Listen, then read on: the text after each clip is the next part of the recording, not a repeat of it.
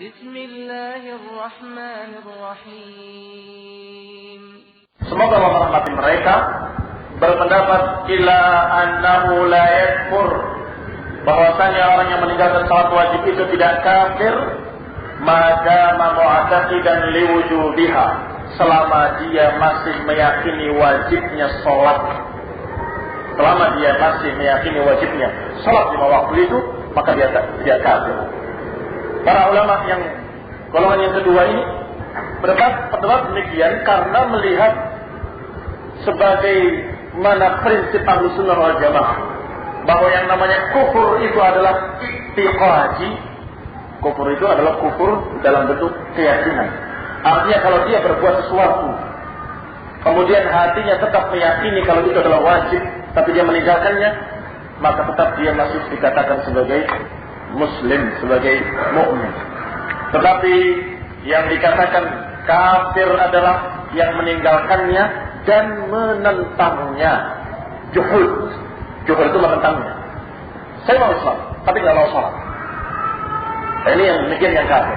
Atau kalimat-kalimat yang menunjukkan kalau orang itu menantang. Walaupun Allah mewajibkan, saya tidak mau. Mau apa? Ini namanya seorang yang tidak mengerjakan sholat dan juhud, dan ada juhud. Dan tentunya kalau juhud, kalau dengan juhud bukan hanya sholat, segala macam penyimpangan atau kemaksiatan kalau dikerjakannya dengan juhud jadi kafir. Wah, ini haram loh. Ya walaupun Allah mengharamkan, saya menghalalkan. Mau apa? Ini kafir. Bukan hanya karena amalannya, tapi karena juhudnya. Wajahadu biha, mereka menentangnya. Wastayqanatha anfusuhum dzulman wa 'uluwa. Bahkan kalaupun hatinya yakin tetapi dia juhud, sudah dikatakan dia kafir. Walaupun istayqanatha anfusuhum dzulman wa 'uluwa. Maka pendapat yang kedua berkata bahwa yang meninggalkan salat itu tidak kafir kalau masih meyakini wajibnya. Berarti dia meninggalkan salat karena malas saja. Tapi hatinya tahu itu sungguh wajib, memang saya yakin itu wajib. Berarti masih punya iman di hatinya dan tidak kafir. Wa inna ma yastawjibul qatl kama yastawjibul murtad 'anil Islam. Tetapi orang ini berhak untuk dibunuh sebagaimana diberlakukan kepada orang murtad dari Islam. Dipanggil, disuruh salat. Dikasih waktu 3 hari. Kamu mau taubat atau tidak? Kerjakan salat. Kalau dia tetap menolaknya, menentangnya, berarti memang dia kafir, murtad, menentang hukum salat, maka kemudian dibunuh sebagai ridda. Bagaimana pendapat mereka dengan hadis tadi yang mengatakan man tarakaha faqad kafar atau man taraka salat faqad kafar, barang siapa yang meninggalkan salat maka dia telah kafir? Mereka ta'awwalul khabara, mereka menafsirkan khabar itu atau berita itu dengan menyatakan maksudnya adalah man taraka salata jahidan laha, bahwa yang dimaksud adalah meninggalkan salat karena juhud, karena menentang hukum salat. Kama akhbara subhanahu wa ta'ala an Yusuf alaihi salam, sebagaimana Allah mengkhabarkan tentang Yusuf alaihi salam, yaitu dalam ayatnya inni taraktu millata qaumin la yu'minuna billahi wa hum bil akhirati hum kafirun. Sesungguhnya aku meninggalkan satu kaum yang tidak beriman kepada Allah dan mereka terhadap akhirat mereka orang-orang yang kafir, ingkar, menentang. Jadi yang namanya kafir adalah yang menentang, ingkar terhadap Allah dan hari akhir. Walam yakun talaffasa bi kufrin fataraqahu, bukan orang yang tercampur dengan amalan kufur kemudian meninggalkannya, bukan. Tetapi yang dimaksud adalah man tarakahu jahidan lahu, yang dimaksud adalah orang yang meninggalkan salat dengan jahid, dengan juhud, dengan menentang. Dari man taraka salat faqad kafar, artinya yang meninggalkan salat dengan menentangnya maka dia kafir. Demikian ikhtilafnya para ulama rahimahullahu taala, dan ini di antara pendapatnya Syekh Al-Albani sesuai dengan pendapat yang kedua. Wa min qawli ahli sunnah wal jamaah, bi aksabil ibadi annahum makhluqatun, dan bahwasanya ucapan ahlu sunnah wal jamaah adalah tentang perbuatan-perbuatan para hamba adalah makhluqah lillahi ta'ala. Ini prinsip berikutnya. Selesai dengan prinsip yang tadi, kita masuk pada prinsip berikutnya dari prinsip-prinsip ashabul hadis, bahwa mereka menyatakan orang atau ahlu sunnah wal jamaah ashabul hadis menyatakan bahwa perbuatan-perbuatan manusia merupakan makhluk yang diciptakan oleh Allah Subhanahu wa taala. Bukan kita sendiri yang menciptakan, bukan, tapi Allah yang menciptakan. Artinya, perbuatan-perbuatan kita adalah sesuatu yang ditakdirkan oleh Allah Subhanahu wa taala. Karena kalau ada seseorang yang menyatakan bahwa perbuatan kami tidak ditakdirkan oleh Allah, berarti seakan-akan dia menyatakan dirinya menciptakan perbuatannya sendiri. Allah menciptakan sesuatu, saya juga menciptakan sesuatu. Maka bahasanya bahwa perbuatan-perbuatan para hamba juga merupakan makhluk yang diciptakan oleh Allah Subhanahu wa taala, sudah ditentukan oleh Allah dan sudah dicatat di dalam Lauhul Mahfuz. Allah pertama menciptakan al-qalam, pena. Kemudian Allah katakan kepadanya, uktub. Ketika pena itu bertanya, wa ma aktub, apa yang harus aku tulis? Qala uktub ma huwa kainun ilal abad, tulis semua yang akan terjadi sampai akhir masa. Hadis diriwayatkan oleh Muslim dan lainnya, yang menunjukkan kalau semua yang terjadi sudah Allah takdirkan, sudah Allah putuskan, dan sudah Allah catat. Sudah Allah perintahkan pena tadi mencatatnya di Lauhul Mahfuz. La yamtaruna fihi wa la ya'udduna man min ahli al-huda wa din al-haq man yunkiru hadha. Dan tidak boleh kita mendustakannya, dan barang siapa yang mendustakannya atau mengingkarinya, la ya'udduna min ahli al-huda, para ahli sunnah, para ulama, para a'immah min ashabil hadis tidak menganggap sebagai ahlul huda, tidak menganggap orang yang berpegang dengan agama yang benar, tidak menganggap dia mendapat petunjuk, orang-orang yang mengingkari takdir. Qadariyah yang dulu maupun yang sekarang adalah orang-orang yang dikatakan alal dhalal, tidak alal huda. Bukan ahlus sunnah tapi ahlul bid'ah. Semua. Tidak hanya Harun Nasution yang mengatakan rukun iman itu 5 saja. Kalau kita mengimani rukun iman yang ke-6 yaitu takdir, maka Islam akan terbelakang. Ini sudah jelas. Dan orang-orang yang sejenisnya sama hukumnya. Bukan ahlul huda, tapi ahlul dhalal, ahlul bid'ah dari Qadariyah, aliran sesat dari Qadariyah. Yang kata Imam Abu Utsman As-Sabuni mengatasnamakan para ulama ashabul hadis, mereka la ya'uduna min ahlil huda. Mereka tidak menganggap orang-orang tersebut mendapatkan petunjuk, tidak menganggap orang tersebut dalam keadaan lurus. Orang-orang yang mengingkari takdir ini, man yunkiru hadza al-qaul wa yunfihi, yang mengingkari ucapan ini dan menafikannya. Maka masih berkaitan dengan masalah takdir, wa yashhaduna anna Allah Ta'ala yahdi man yasha' li dinihi wa yudhillu man yasha' anhu. Dan Allah memberikan petunjuk kepada siapa yang dikehendaki kepada agamanya, dan menyesatkan siapa yang dikehendaki dari agamanya. Ini juga keyakinan yang diyakini oleh ashabul hadis, oleh Ahlussunnah wal Jamaah. Wa yashhaduna, dan mereka mempersaksikan, bersaksi, anna Allah Ta'ala, bahwa Allah Ta'ala yahdi man yasha, memberikan petunjuk kepada siapa yang dikehendaki, dan menyesatkan siapa yang dikehendaki. Ini keyakinan yang terus diikrarkan oleh setiap ulama dan setiap para asatidzah, dan setiap kita mengucapkan khutbatul hajah. Man yahdihillahu fala mudilla lahu wa man yudlil fala hadiya lahu. Selalu diucapkan, diikrarkan sebagai keyakinan yang harus terus diingatkan kepada kaum muslimin, karena sebagian mereka terfitnah dengan pemikiran sesat qadariyah, kemudian tidak bisa menerima kalau Allah memberikan petunjuk dan menyesatkan. Sampai ketika Amirul Mukminin Umar bin Khattab radhiyallahu taala anhu ketika membuka kota Rum, negeri Romawi, beliau sholat dan kemudian berkhutbah di masjid. Di antara hadirin ada orang yang baru masuk Islam dari Nasrani. Maka sebagaimana biasanya kaum salafus saleh membuka khutbahnya dengan kalimat may yahdihillahu fala mudhillalah wa man yudlil fala hadiyalah.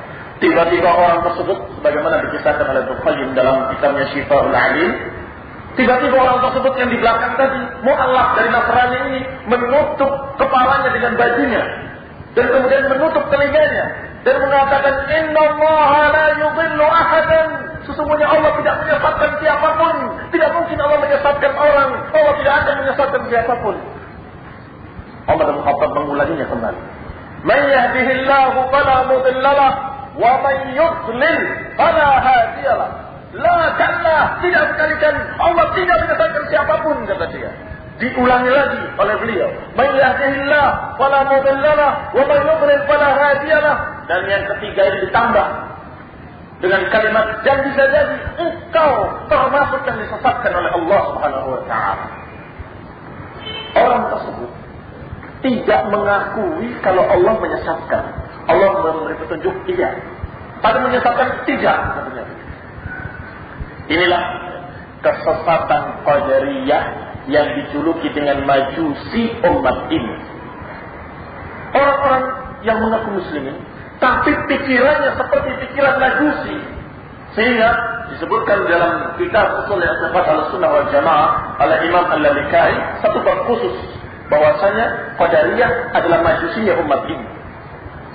Disebutkan oleh sekian banyak ulama bahwa qadariyah itu, qadariyah yang semaksudnya, bahwa qadariyah adalah majusinya umat ini yang menolak takdir. Kenapa? Karena mereka mengatakan Allah tidak menakdirkan perkara-perkara yang jelek. Allah tidak menakdirkan kesesatan. Allah tidak menyesatkan, kata mereka. Kalau memberi petunjuk, iya. Jadi Allah menciptakan yang baik-baik saja. Kalau yang jelek-jelek tidak diciptakan oleh Allah Subhanahu wa taala. Ini majusi. Karena majusi itu meyakini bahwa Tuhan itu ada dua, Tuhan terang dan Tuhan gelap. Tuhan terang yang menciptakan yang baik-baik, Tuhan gelap menciptakan yang jelek-jelek. Sehingga mereka menganggap kalau kejelekan-kejelekan diciptakan oleh Tuhan gelap, sedangkan yang baik-baik oleh Tuhan terang. Maka mereka menyembah Tuhan terang, yaitu api. Mereka sembah suatu yang bercahaya, kata mereka, sehingga tercipta yang baik-baik dengan cahaya tersebut. Ternyata ada orang-orang yang mengaku muslimin, pikirannya sama dengan majusi, bahwa yang menciptakan baik-baik Allah, sedangkan yang menciptakan yang jelek-jelek bukan, yang lainnya. Allah tidak menyesatkan sambil menutup mukanya dengan pakaiannya dan menutup telinganya dengan jarinya. Itulah ahlul dhalal yang Ibnu Umar ketika disampaikan kepadanya berita bahwa ada di Kufah orang-orang yang tidak percaya kepada takdir dan menganggap bahwasanya segala sesuatu terjadi dengan sendirinya, maka dikatakan oleh beliau, sampaikan pada mereka, kalaupun mereka berinfak segunung Uhud emas, tidak akan diterima hatta yu'mina bil qadari, sampai mereka beriman pada takdir. Dan sampaikan pada mereka bahwa Ibnu Umar berlepas diri dari mereka dan mereka berlepas diri dari, langsung putus hubungan dan menyatakan bara'ahnya dari mereka. Ikhwan fillah, walaupun Allah yang menakdirkan, Allah yang memberikan petunjuk dan Allah yang menyesatkan, la hujjata liman adallahu Allahu alaihi, tetapi tidak ada alasan bagi orang-orang sesat untuk menjadikan takdir sebagai alasan. Saya kan sesat karena Allah menakdirkan saya, tidak bisa. La hujjata lahum, tidak ada hujjah bagi mereka, wala udra lahum, dan tidak ada uzur bagi mereka di sisi Allah. Karena Allah sudah berfirman dalam ayatnya, qul falillahil hujjatul balighah, katakan Milik Allah lah segala hujjah yang tinggi. Walau syaa lahadakum ajma'in. Kalau Allah kehendaki, Allah akan berikan petunjuk pada mereka seluruhnya. Kalau Allah kehendaki, bisa Allah menjadikan ummatan wahidan. Kalau Allah kehendaki, Allah bisa menjadikan seluruh umat satu agama, satu akidah, satu umat. Dapat hidayah seluruhnya, bisa. Tetapi Allah menghendaki lain. Allah menghendaki adanya orang-orang beriman dan adanya orang-orang kafir. Dan Allah mengambil calon-calon turunan Adam dan kemudian mengatakan hadza lin-nar wa hadza lil-jannah.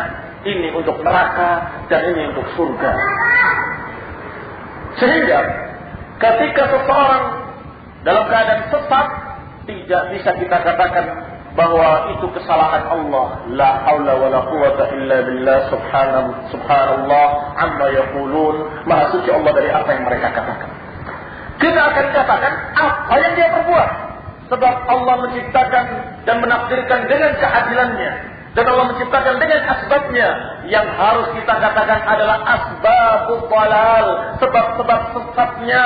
Ketika kita sampaikan kepadanya, jangan kamu bergaul sama orang sesat itu.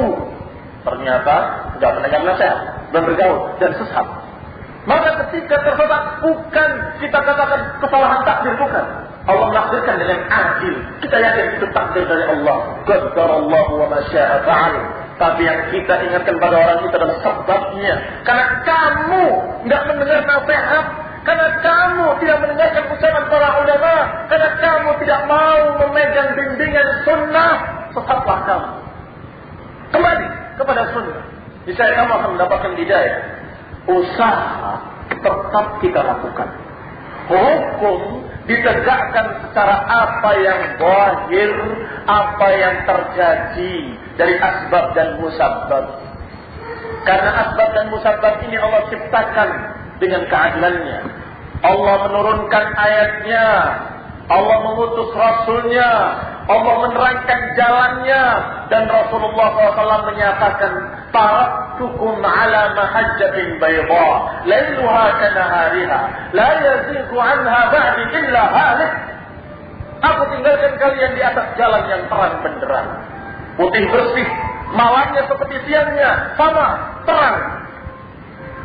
Dan tidak ada yang menyimpang dari jalan ini setelahku, kecuali akan binasa.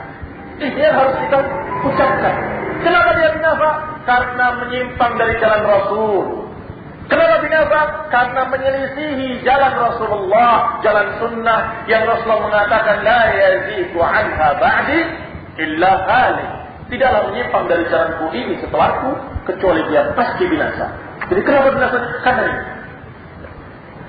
Apakah itu takdir? Na'am, semuanya ditakdirkan oleh Allah Subhanahu wa ta'ala. Orang yang berbuat dosa adalah dengan takdir dari Allah Subhanahu wa ta'ala. Orang yang berbuat baik dengan takdir dari Allah Subhanahu wa ta'ala. Dan perintah untuk menghukum orang yang salah ini, untuk dicambuk atau dirajam, itu juga takdir. Orang ini takdir, jangan hukum saya. Iya, mari, kamu harus dirajam.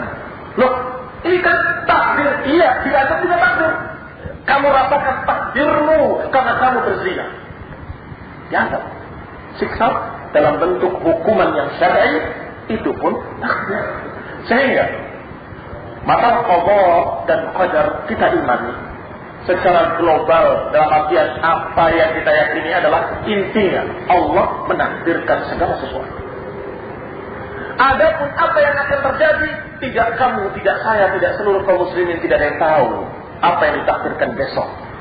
Perkaranya wajib. Oleh karena itu Rasulullah SAW membimbing para sahabatnya, i'malu wa sayarallahu amalakum. Beramalah kalian, berusahalah.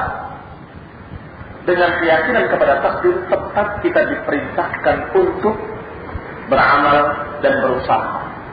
Inilah kembali tengah-tengahnya Ahlussunnah wal Jamaah. Bukti berikutnya bahwa Ahlussunnah wal Jamaah adalah golongan yang paling adil dan golongan yang wasatan, yang tengah-tengah. Karena satu kelompok tidak percaya pada takdir, satu kelompok lagi percaya sama takdir kemudian tidak mau berusaha. Dua-duanya sesat. Golongan Qadariyah tidak beriman kepada takdir karena mereka ingin berusaha sesuatu. Wah, jangan pakai keimanan pada takdir, tapi orang jadi jumud, terbelakang, dan akhirnya usahanya malas. Ya, orang yang bodoh kalau beriman kepada takdir jadi malas. Orang yang pandai mengerti ilmu dari Quran dan Sunnah dengan imannya kepada takdir semakin semangat beramal, diiringi dengan doa karena dia tahu Allah yang menakdirkan, maka dia minta kepada Allah Subhanahu wa taala. Berdoa terus. Dan orang yang berusaha dengan keyakinan pada takdir, pasti usahanya gagal ataupun berhasil tidak membuat dia stres. Berhasil tidak sombong, mengucapkan alhamdulillah Allah yang memberikan keberhasilan pada saya. Kalau gagal, dia mengatakan qadarallahu wa ma syaa fa'al. Apa yang Allah takdirkan pasti terjadi. Maka saya tidak rugi, usaha saya tetap berpahala. Ya, maka dia berusaha kembali. Ikhwan fillah, azakumullah. Hikmahnya orang yang beriman pada takdir adalah hatta la ta'saw ala ma fatakum wa la tafrahu bima atakum. Agar kalian tidak terlampau gembira dengan apa yang kalian dapatkan, dan jangan terlalu putus asa dengan apa yang hilang darimu. Tasawala mafatakum artinya putus asa dari apa yang hilang. Orang ketika dapat musibah, kehilangan sesuatu yang berharga, apakah dalam bentuk harta ataupun keluarga yang mati mendadak, stres. Kalau nggak beriman pada takdir, iya, bisa jadi stres dan hilang saja. Tapi yang beriman pada takdir, dia akan mengatakan inna lillahi wa inna ilaihi raji'un. Rumah dan hartanya hilang dalam sekejap. Orang yang paling dicintainya hilang dalam sesaat. Tetap dia mengatakan inna lillahi wa inna ilaihi raji'un. Karena beriman pada takdir. Sebaliknya orang yang kaya mendadak atau mendapat sesuatu yang besar, ada pula, banyak pula yang kemudian tiba-tiba jadi sombong dan mutakabbirin jabbar, jadi sombong dan orang jadi sesat. Dan ada pula yang stres, ya, bingung melihat harta melimpah ruah. Tetapi orang-orang yang memiliki keimanan pada takdir akan bersyukur kepada Allah dan akan mengeluarkan kewajiban-kewajibannya yang Allah wajibkan kepada orang-orang yang memiliki harta dalam keadaan bersyukur kepada Allah Subhanahu wa taala. Ini hikmah dari iman kepada takdir, dan pembahasan takdir insyaallah kita akan bahas dan kita lanjutkan pada kajian berikutnya karena masih belum selesai. Wassalamualaikum warahmatullahi wabarakatuh. Subhanakallahumma wa bihamdika asyhadu an la ilaha illa anta astaghfiruka wa atubu ilaik.